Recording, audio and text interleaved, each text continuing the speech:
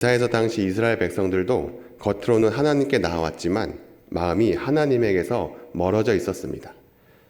그래서 하나님은 그들의 제사와 절기를 기뻐하지 않으셨고 끝내 이 회개하지 않는 그들을 심판과 멸망 가운데 두셨는데요. 이처럼 하나님은 우리의 겉모습만으로는 기뻐하지 않으십니다. 오늘 본문의 배경이 되는 이 요한복음 6장 앞부분에도 보면 오병이어 기적을 통해 예수님을 따르는 많은 무리들이 있었는데요. 겉으로 보기에 그들은 예수님을 사랑해서 따르는 제자들처럼 보였습니다. 하지만 그들의 마음을 아시는 예수님께서는 이렇게 말씀하십니다. 요한복음 6장 26절 말씀인데요. 우리 함께 읽어보겠습니다. 시작.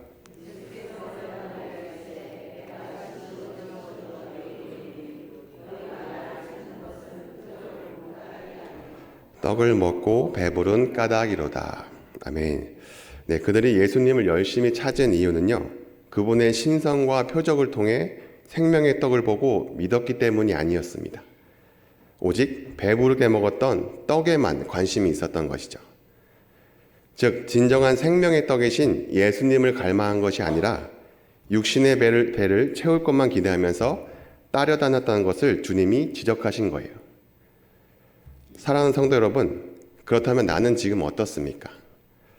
예수님 한 분만 바라며 이 자리에 나왔습니까? 아니면 여전히 이 세상의 떡을 기대하며 이 자리에 나왔습니까? 예수님은 그런 우리들에게 오늘 말씀을 통해 그리스도께 나아간다는 것이란 무엇인지를 알려주고 계신데요. 그런데 그 전에 여러분은 평소에 이 그리스도께 나아간다는 것이 무슨 의미인지 생각해 보신 적이 있으신가요? 우리는 보통 그리스도께 나아간다라고 하면 교회에 나오거나 예배를 드리고 또는 성경을 읽고 말씀을 묵상하는 이 외적 행위를 떠올립니다. 그리고 이런 행위를 하지 못할 때면 나는 과연 그리스도께 나아간 걸까? 내가 그리스도께 나아갔다는 것을 어떻게 알 수 있지라며 스스로를 자꾸 점검하며 불안해하기도 하죠. 물론 예배와 말씀 묵상은 예수님께 나아가게 하는데 빼놓을 수 없는 것이죠. 하지만 성경이 말하는 그리스도께 나아간다는 것은 그런 이 외적인 행위 자체로 증명이 되는 것이 아닙니다. 왜냐하면 우리가 그리스도께 나아갈 수 있었던 이유가 애초에 우리의 행위나 자격에 달려있지 않기 때문이죠. 그렇다면 무엇이 이 연약한 죄인인 우리를 그리스도께 나아갈 수 있게 했습니까? 바로 하나님의 효과적 부르심입니다. 아마 우리 교회 주보에 있는 이 맛있는 대요리 문답을 처음부터 꾸준히 해오신 분들이라면 이 말을 한 번쯤은 들어보셨을 거예요. 왜냐하면 이 대요리 문답 제31문이 바로 효과적인 부르심은 무엇입니까? 이거든요. 자막을 보여주시면 네, 이에 대한 답을 한번 함께 읽어보겠습니다. 시작.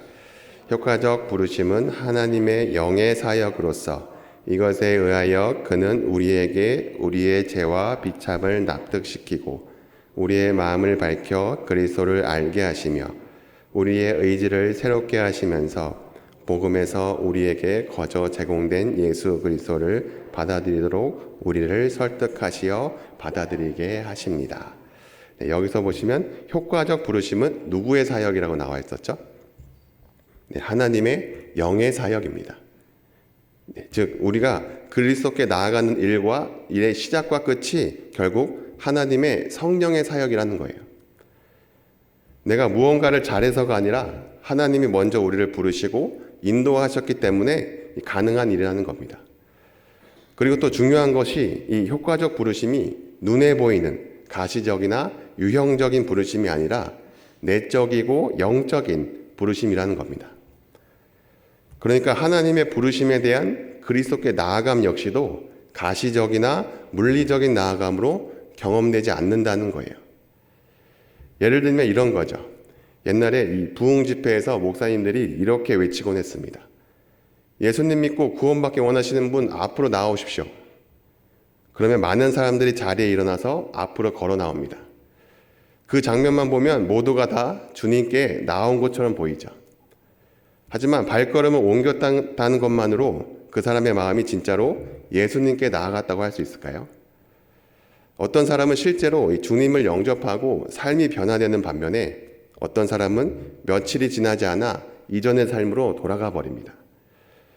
겉으로는 다 똑같이 앞으로 나아간 행위였지만 모두가 다 그리스도께 나아간 것은 아니라는 것이죠. 그래서 오늘 본문 말씀 36절에서도 예수님은 이렇게 말씀하십니다. 함께 읽어볼까요? 시작. 제가 읽어드리겠습니다. 그러나 내가 너희에게 이르기를 너희는 나를 보고도 믿지 아니하는도다 하였느니라. 당시 예수님의 기적을 보고 따르던 사람들도 예수님 곁에까지 발걸음을 옮겨와서 그분을 눈으로 보고 말씀을 듣고 기적까지 경험했지만 정작 믿음으로는 나아가지 않는 사람들이었어요. 그리고 예수님은 35절에서 이렇게 말씀하시죠. 우리 오늘 본문 35절을 다시 한번 읽어볼까요? 시작. 예수께서 이르시되 나는 생명의 떡이니 내게 오는 자는 결코 줄이지 아니할 터이요 나를 믿는 자는 영원히 목마르지 아니하리라. 아멘. 예수님은 내게 오는 자와 나를 믿는 자를 병행해서 사용하셨습니다. 즉 예수께 나오는 것은 단순히 육신의 발걸음으로 앞으로 나아가는 행위가 아니라 믿음으로 그리스도를 영접하는 것을 말하는 거예요. 그렇기 때문에 우리가 그리스도께 나아가기 위해서는 이 하나님의 부르심과 은혜가 먼저 있어야 하고 그 은혜로 말미암아 진정한 나아감이 시작되는 것입니다. 마치 아기가 엄마 뱃속에서 처음 생명을 얻을 때는 아기가 스스로 무언가를 해서 얻는 것이 아니지만 생명을 얻고 이 심장이 뛰기 시작하면 그때부터 손발을 움직이기도 하고 자라나는 것처럼 말이죠. 그래서 그리스도께 나아가는 것은 육의 행위가 아닌 영혼의 운동이고 우리의 전 존재를 새로운 방향, 즉 그리스도 지향적인 방향으로 재정립하는 것입니다. 단순한 한 가지 차원의 행동이 아니라는 거예요. 그저 머리로만 예수님이 구원자이십니다 하고 지식으로 동의하는 것에 그치지 않고 감정으로 그분을 사랑하고 의지로도 그분을 따르며 삶의 실제 행동으로도 그분께 순종함으로써 전인적으로 예수 그리스도를 향하게 되는 거예요. 그래서 마태복음에서도 예수님도 가장 큰 계명을 우리에게 알려주시잖아요. 마태복음 22장 37절에 마음을 다하고 뜻을 다하고 힘을 다하여 하나님을 사랑하라. 이것이 바로 우리의 전 존재를 주님께 나아가는 전인적 접근입니다. 이 세 영역이 모두 그리스도를 향하여 새롭게 방향을 틀 때 비로소 우리는 참된 의미에서 그리스도께 나아간 사람이라고 할 수 있습니다. 그리고 이렇게 그리스도께 나아간 자들의 삶의 궁극적인 목적을 아주 잘 요약해 놓은 것이 바로 웨스트민스터 대여리 문답의 제1문답인데요. 우리 함께 읽어볼까요? 사람의 제일 되고 가장 높은 목적이 무엇입니까? 사람의 제일 되고 가장 높은 목적은 하나님을 영화롭게 하고 하나님을 영원토록 충만히 즐거워하는 것입니다. 그리스도께 나아간 자는 단순히 예배 시간에만 주님을 찾는 것이 아니라 삶 전체가 하나님을 영화롭게 하고 그분을 즐거워하는 방향으로 새롭게 정렬됩니다. 예를 들면 직장에서 이 중요한 결정을 내릴 때 이 선택이 하나님을 영화롭게 할까를 먼저 생각하고 가정에서 대화를 나눌 때도 이 말이 주님이 기뻐하시는 말일까를 고민하게 되는 것. 그리고 일상 속에서도 작은 일에 감사하며 하나님을 즐거워하는 것이죠. 이처럼 그리스도께 나아간 자들의 삶의 목적은 그저 나를 위한 만족이 아니라는 겁니다. 그런데 문제는요, 우리가 이 사실들을 이 머리로는 분명히 알고 있으면서도 정작 실제의 삶의 자리에서는 이 하나님을 영화롭게 하지 못하는 이 선택을 할 때가 너무나도 많다는 겁니다.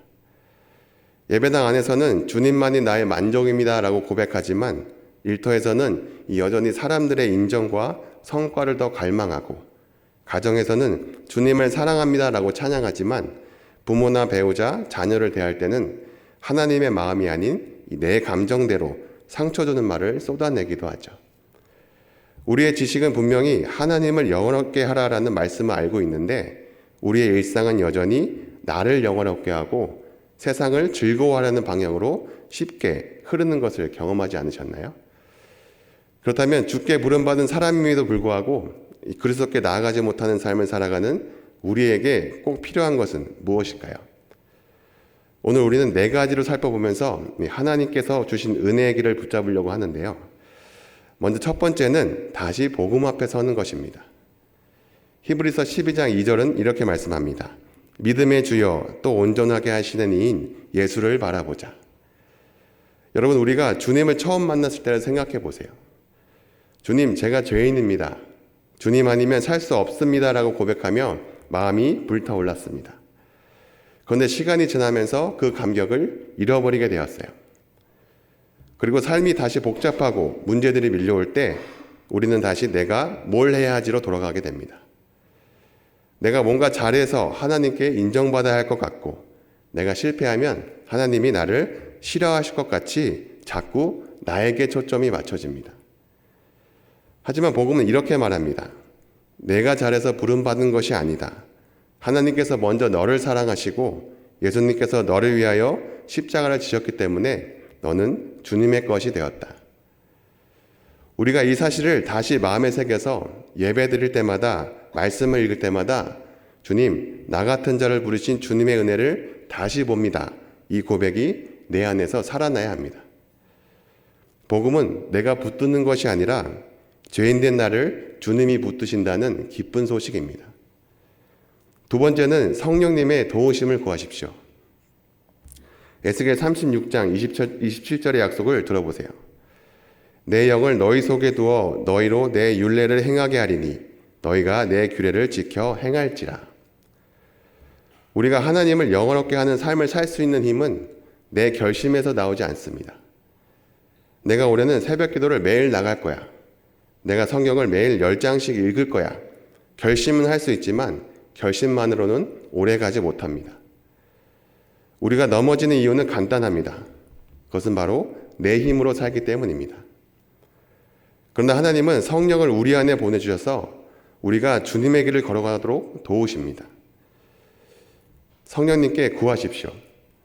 성령님, 오늘도 제 마음을 붙드셔서 주님을 향한 사랑이 식지 않게 해주세요. 제 선택이 주님을 기쁘시게 하도록 인도해 주세요라고 기도해 보세요. 성령님은 지금도 여러분 안에서 역사하십니다. 그리고 도움을 구하시면 그분께서 기꺼이 여러분을 도와주실 것입니다. 세 번째는 말씀과 기도로 자신을 새롭게 하십시오. 시편 119편 11절은 이렇게 고백합니다. 내가 주께 범죄하지 아니하려 주의 말씀을 내 마음에 두었나이다. 말씀은 단순한 정보가 아니라 우리의 마음을 지키는 방패입니다. 말씀이 마음에 없으면 세상의 소리가 우리의 생각을 채우고 결국 세상처럼 행동하게 됩니다. 그러나 말씀을 마음에 새기면 어떤 선택을 할 때도 말씀이 마음속에서 울림이 되어서 우리의 발걸음을 지켜줍니다. 빌립보서 4장 6절에서 7절에서도 이렇게 말합니다. 아무것도 염려하지 말고 다만 모든 일에 기도와 간구로 너희 구할 것을 감사함으로 하나님께 아뢰라. 그리하면 모든 지각에 뛰어난 하나님의 평강이 그리스도 예수 안에서 너희 마음과 생각을 지키시리라. 기도는 단순한 종교 행위가 아닙니다. 기도는 우리의 마음과 생각을 주님께 묶어두는 시간입니다. 마지막 네 번째는 회개하고 다시 주님께 방향을 틀어야 합니다. 요한일서 1장 9절은 이렇게 약속합니다.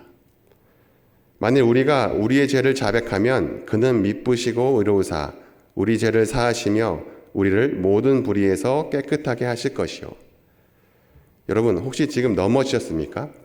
실수하셨습니까? 주저하지 마십시오. 그리고 다시 주님께 나아가십시오. 넘어질 때마다 회개하고 다시 주님께 방향을 트십시오. 주님은 결코 여러분을 내쫓지 않으십니다. 사랑하는 성도 여러분, 사실 저도 여러분과 똑같은 연약한 사람입니다. 그런데도 이렇게 제가 여러분께 담대하게 말씀드릴 수 있는 이유가 무엇이겠습니까? 그 이유는 우리의 구원이 우리의 손에 달려있지 않기 때문입니다. 주님은 이렇게 약속하셨습니다. 우리 오늘 본문 37절 다시 한번 읽어보겠습니다. 시작. 아버지께서 내게 주시는 자는 다 내게로 올 것이요 내게 오는 자는 내가 결코 내쫓지 아니하리라. 아멘. 우리가 연약해도 때로는 넘어져도 예수님께 나아가는 자를 예수님은 결코 버리지 않으십니다. 여러분의 신앙은 여러분의 손에 달려있는 것이 아니라 전능하신 주님의 손에 달려 있습니다. 그 주님의 손에서 아무도 여러분을 빼앗을 수 없습니다. 그러니 오늘도 담대히 주님께 나아오십시오. 지금 이 자리에서 다시 주님께 마음을 들이십시오. 이것이 우리가 그리스도께 계속해서 나아가야 하는 이유입니다. 그분만이 우리의 생명이고 구원이시며 우리를 끝까지 붙드시는 주님이시기 때문이죠. 이번 한 주간에도 이 확신 속에서 주님께 나아가는 삶을 사시기를 주님의 이름으로 축복합니다.